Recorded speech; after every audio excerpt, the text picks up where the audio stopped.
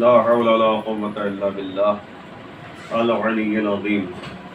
أعوذ بالله من الشيطان اللعين الرجيم. بسم الله الرحمن الرحيم. الحمد لله والصلاة والسلام رب اشرح لي صدري ويسر لي أمري واحلل عقدة من لساني يفقهوا قولي. أما بعد. عزیزائے گرامی، سورہ نساء کی آیتوں کی تفسیر آپ کے سامنے پیش کی جا رہی ہے. آج آپ کے سامنے آیت نمبر 46 ہے، جو اس کا ترجمہ اور تفسیر آپ کے سامنے بیان کرنا ہے. تو آپ غور کریں گے کہ من الذین ہادوا یحرفون الکلمہ عن مواضعہ ویقولون سمعنا وعصینا واسمع غیر مسمع راعنا لیا بألسنتهم وطعنا في الدين ولو أنهم قالوا سمعنا وأطعنا واسمع وانظرنا لكان خيرا لهم وأقوم ولكن لعنهم الله بكفرهم فلا يؤمنون إلا قليلا. غور کریں گے آپ کی پروردگار بتا رہا ہے کہ من الذین ہادوا،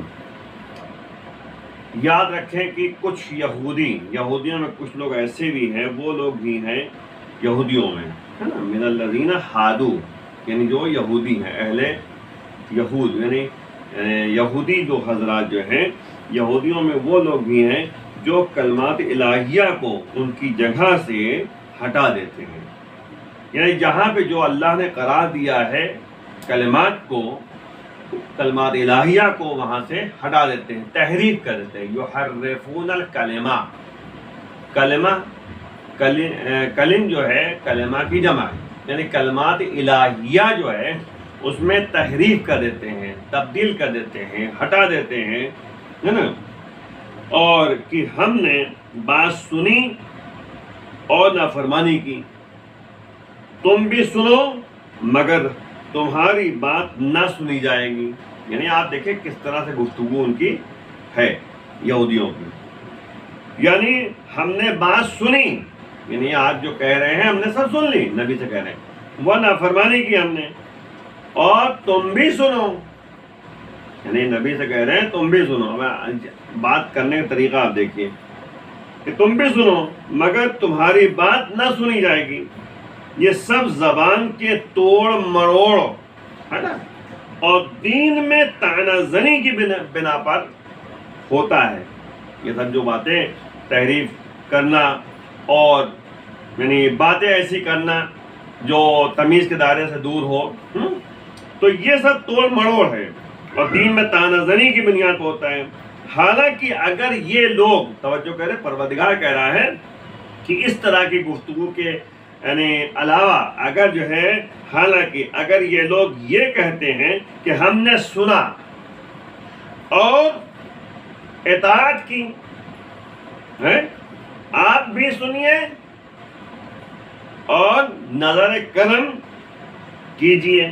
دیکھیں فرق ہو گیا نا. یعنی اس طرح اگر کہتے یہ لوگ کہ ہم نے سنا اور اطاعت کی، آپ بھی سنیے اور نظر کرم کیجئے، کرم فرمائی کیجئے ہمارے اوپر، تو ان کے حق میں بہتر اور مناسب تھا. لیکن خدا نے ان کے کفر کی بنیاد پر، جو انکار ان کے پاس موجود ہے اس کی کفر کی بنیاد پر ان پر لعنت کی ہے. تو یہ ایمان نہ لائیں گے. یہ لوگ ہرگز ایمان لانے والوں میں سے نہیں ہیں، مگر بہت قلیل و کم تعداد میں. اب آپ غور کریں کہ بہت سارے افراد ایسے تھے یہودی حضرات جو نبی کو بے عزت کرنا چاہتے تھے. جیسا کہ ہم نے پچھلی گفتگو میں ایک بات بتائی تھی کہ وہ راعنا کہتے تھے، راعنا. تو راعنا جو ہے اصل میں یہ مسلمان اہل اسلام جو ہے، مسلمان جو نبی پہ ایمان لائے ہوئے تھے، وہ راعنا اس لیے کہتے تھے کہ یا نبی اللہ ہماری مراعات کیجیے، ہماری طرف نظر توجہ کریں آپ اور کرم فرمائی کیجیے ہمارے اوپر. یہ ترجمہ تھا.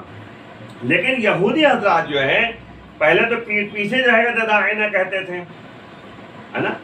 اب جو کہتے کیا ہوا کہ جب دیکھا کہ مسلمان بھی لا الہ الا کہہ رہے ہیں لیکن مطلب الگ نکال رہے ہیں نا، میں اس کا مطلب جملہ الگ ہے، لیکن یہ جو ہے الگ طریقے سے جگہ رائنا کا یعنی مفہوم نکالتے تھے. تو اس لیے اللہ نے جو ہے آیت میں کہا کہ اے اہل ایمان والو تم کہو انظرنا، ہماری طرف نظر کیجیے، ہماری طرف دیکھیے، رائنا نہ کہو، ہے نا. یہ پچھلی گفتگو میں آپ نے بیان کر چکا ہوں کہ یہ یہودی حضرات جو ہیں باقاعدہ تانا زنی کرتے تھے، باقاعدہ جو ہے کہ دین سے نفرت کرتے تھے، ہے نا. اس بنیاد پر جو ہے اس طرح کی گفتگو ان کے سامنے پائی جاتی تھی. وہ چاہتے تھے نبی کی ہم بے عزتی کرتے رہیں. تو ظاہر بات اللہ جس کو عزت دینے والا وہ کون کہتے کہ ذلیل کر سکتا ہے. یہاں پہ تحریف کی جو ہے دو قسمیں ہیں. ایک تحریف معنوی ہے، معنی تحریف کر دیا، ایک تحریف لفظی ہے. یہودی نے اپنی کتاب میں تحریف کیا، ہے نا. یہودیوں نے کیا کیا؟ اپنی کتاب میں تحریف کیا.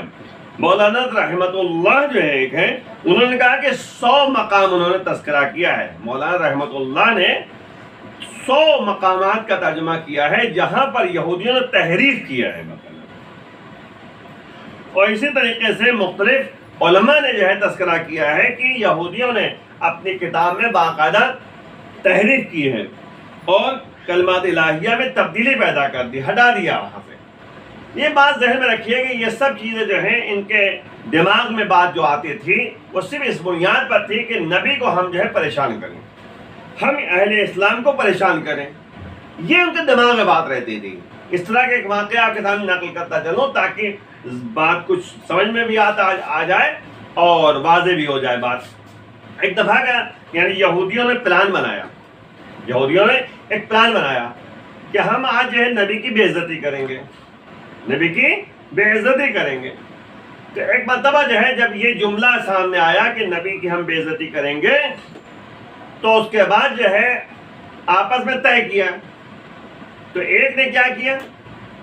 کہا السلام علیکم. تو جب کہا السلام علیکم تو نبی نے جواب دیا علیکم، بات ختم ہو گئی، آگے نکل گئے.